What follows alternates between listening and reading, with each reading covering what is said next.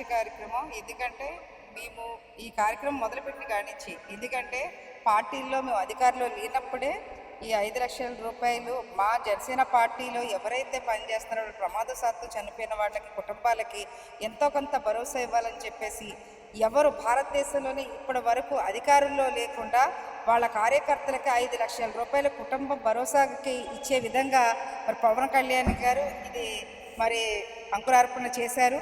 ఇందులో మరి మేము 500 రూపాయలు అక్కడ బీమా తీసుకుంటే సభ్యత్వం తీసుకుంటే 1500 రూపాయలు పవన్ కళ్యాణ్ గారు పర్సనల్గా దీన్ని కట్టి ఇన్సూరెన్స్ పాలసీని చేస్తారు. ఇది మొత్తం 2000 రూపాయలకు సంబంధించింది. ఇది 500 మేము కట్టించుకుంటాము అభ్యర్థుల దగ్గర మా కార్యకర్తల దగ్గర, కానీ 1500 మళ్ళీ ఇంక్లూడ్ చేసి ఇవ్వడం జరుగుతుంది.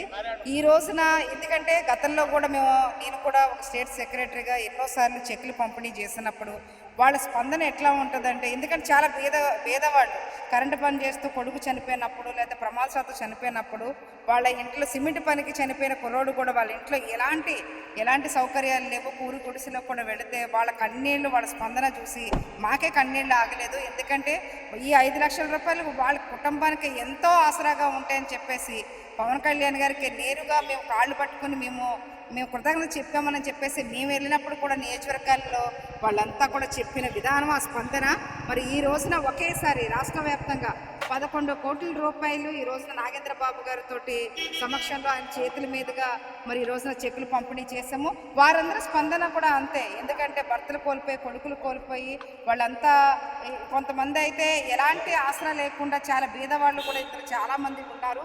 వాళ్ళందరూ చెప్పేది ఒకటే, ఈ 5 లక్షల రూపాయలు మాకు ఎంతో ఆసరగా ఉంటాయి.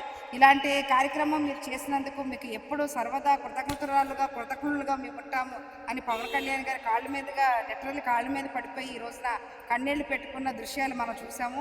దానికి నాగేంద్ర బాబు గారు కూడా ఎంతో చెల్లించిపోయి మేము ఎంతో చేయలేకపోవచ్చు. 5 లక్షలు వాళ్ళకి ఏదో కోట్లో అదని కాదు, కానీ ఎంతో కొంత వాళ్ళకి భరోసాగా ఉంటుందని వాళ్ళు హ్యాపీగా ఫీల్ అయ్యారు.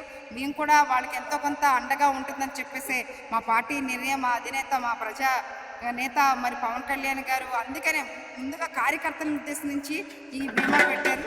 కానీ అది ఎంతో ఉపయోగంగా మా కార్యకర్తలకే కాకుండా పార్టీని నమ్ముకుని పనిచేసిన వాళ్ళకు కూడా ఇది ఎంతో ఆసరాగా ఉంటుంది.